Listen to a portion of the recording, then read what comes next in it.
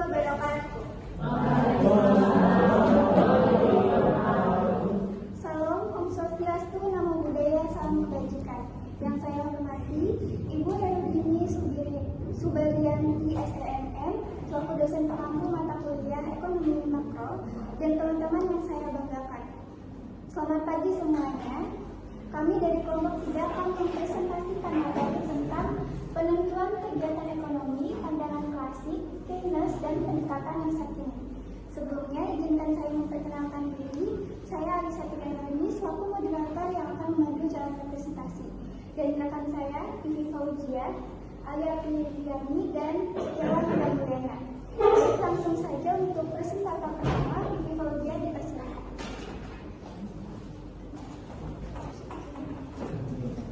Baik, saya ucapkan terima kasih kepada Alisa yang telah memberikan saya kesempatan untuk membacakan materi atau memaparkan materi ini.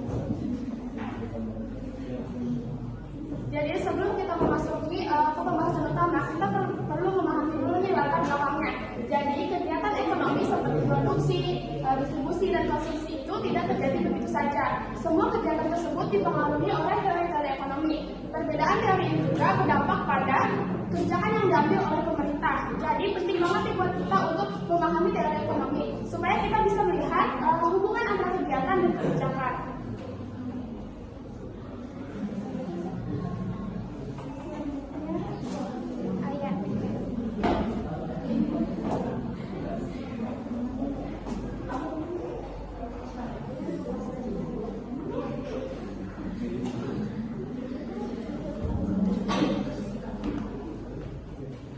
Selanjutnya di sini ada teori klasik. Menurut pendapat ahli ekonomi klasik, pasar bersifat bebas dan mampu menyimbangkan dirinya sendiri sehingga kondisi kesempatan kerja penuh akan tercapai secara otomatis.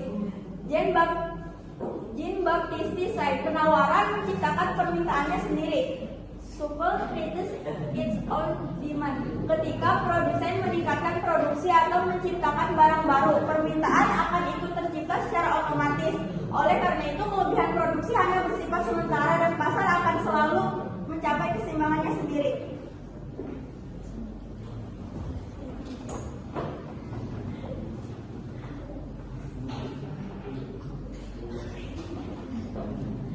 Baik, di sini ada sirkulasi aliran pendapatan dalam ekonomi substitusi. Jadi dalam teori klasik ini, dalam sistem ini kegiatan ekonomi masih sangat sederhana karena hanya melibatkan dua pelaku utama, yaitu rumah tangga dan perusahaan. Di mana rumah tangga berperan sebagai pemilik faktor produksi seperti tenaga kerja, tanah, dan modal. Lalu perusahaan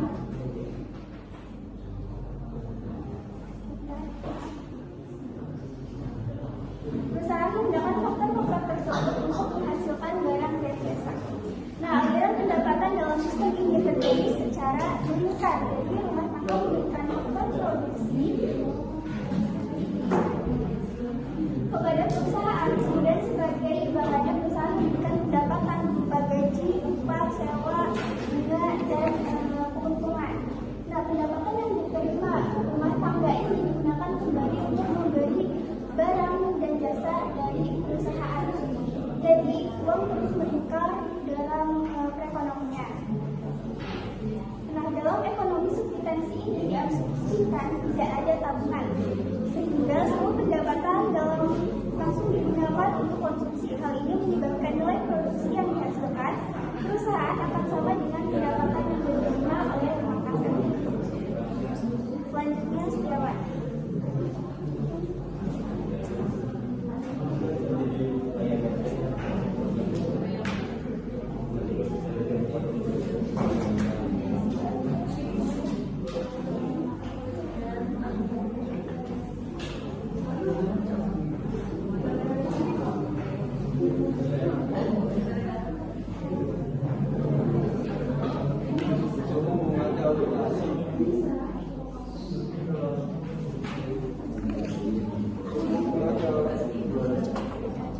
Suku bunga berperan penting sebagai penyeimbang antara tabungan masyarakat dan investasi perusahaan. Semakin tinggi bunga, semakin besar sebaliknya semakin rendah bunga semakin murah biaya pinjaman sehingga investasi akan meningkat. Keseimbangan terjadi ketika jumlah tabungan sama dengan jumlah investasi. Selain itu, tingkat pendapatan nasional yang ditentukan oleh kemampuan ekonomi yang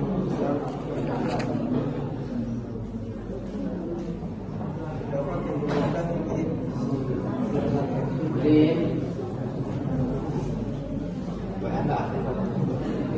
sama dengan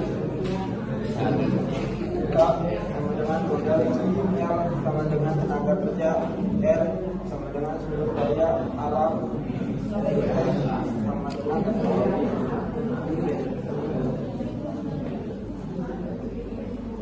Setelah kalian mengetahui pengertian dari relasi, ada pula permakannya. Teori ini sering dinilai terlalu optimis. Kenapa? Karena dalam kenyataannya tidak semua pendapatan yang diterima itu langsung dibelanjakan. Sebagian justru disimpan untuk tabungan. Selain itu, investasi juga tidak selalu terjadi secara otomatis, apalagi kalau ekonomi sedang tidak stabil. Akibatnya pengangguran masih bisa terjadi dan pasar tidak selalu mampu untuk menyeimbangkan diri secara sempurna.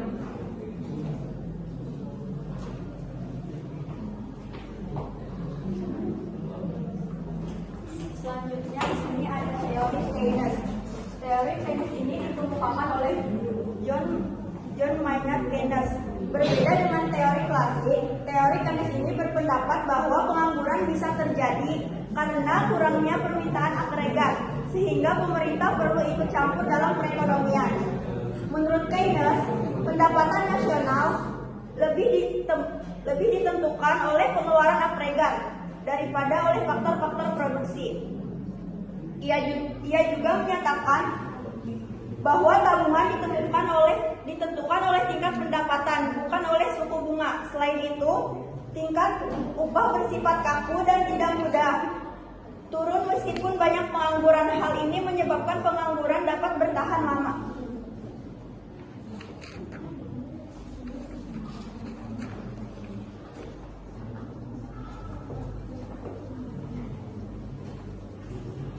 Di sini ada suku bunga dan konteks. Dalam pandangan Keynes, suku bunga dianggap sebagai harga dari uang yang ditentukan di pasar uang. Suku bunga ditentukan oleh dua faktor utama, yaitu permintaan uang dan penawaran uang. Permintaan uang bersifat menurun terhadap suku bunga, sedangkan penawaran uang diatur oleh bank sentral dan bersifat tetap.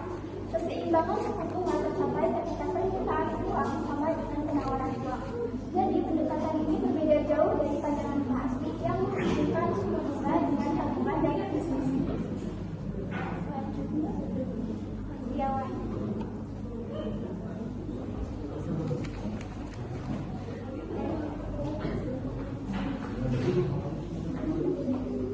Pendekatan Penawaran uang diatur oleh bank sentral dan bersifat tetap.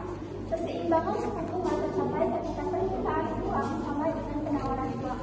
Jadi pendekatan ini berbeda jauh dari pandangan plastik yang menghubungkan suku bunga dengan tabungan dan investasi.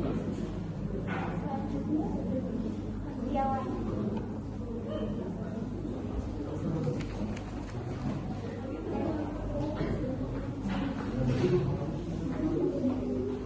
pendekatan masa kini. Pendekatan masa kini merupakan penggabungan berbagai teori ekonomi untuk menyesuaikan dengan kondisi ekonomi yang semakin kompleks. Golongan monetaris menekankan peranan penawaran uang dan lebih mendukung kebijakan moneter daripada fiskal. Golongan klasik kayu berpendapat bahwa pelaku ekonomi bertindak rasional dan pasar dapat menyesuaikan diri dengan cepat, sehingga kebijakan pemerintah sering kali tidak efektif. Ekonomi segi penawaran berfokus pada peningkatan efisiensi produksi. Keynes baru masih meyakini pentingnya intervensi pemerintah karena pasar tenaga kerja tidak sempurna.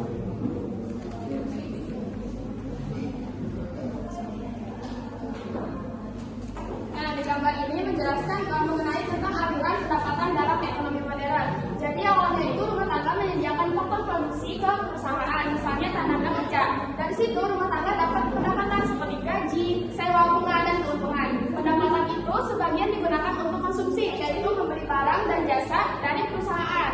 Tapi tidak semuanya dibelanjakan, ada juga yang ditabung di lembaga keuangan. Nah, tabungan itu nanti disalurkan lagi jadi pinjaman atau investasi ke perusahaan atau penanam modal. Dari investasi itu perusahaan bisa berkembang dan produksi meningkat. Akhirnya pendapatan juga ikut meningkat dan siklus ekonomi itu menjadi lancar.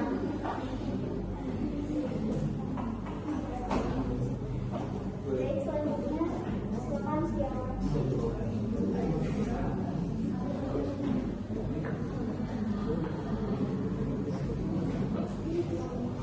Kasus COVID-19.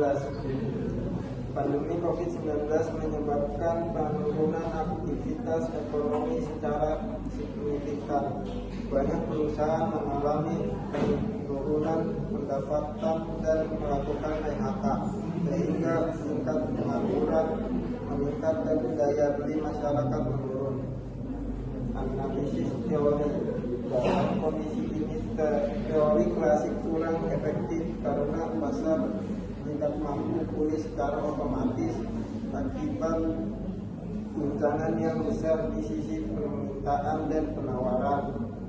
Pendekatan Keynesian terbukti lebih relevan melalui kebijakan intervensi pemerintah seperti meningkatkan belanja negara, program bantuan sosial, stimulus ekonomi, dan program pemulihan ekonomi nasional (PSBN) untuk meningkatkan permintaan agregat. Pendekatan modern melengkapi dengan solusi yang lebih relevan, fleksibel.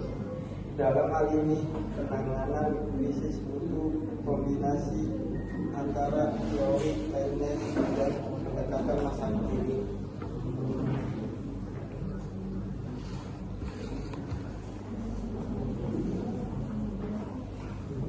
Oke, selanjutnya dari kesimpulan teori klasik ini menekankan bahwa pasar dapat mencapai keseimbangan secara otomatis. Namun dalam kenyataannya hal tersebut tidak selalu terjadi. Keynes memberikan pandangan yang lebih realistis dengan menekankan pentingnya permintaan agregat dan peran pemerintah. Pendekatan masa kini kemudian mengembangkan teori-teori tersebut dengan sudut pandang yang lebih beragam. Kombinasi kebijakan ekonomi terbukti lebih efektif dalam mengatasi permasalahan ekonomi.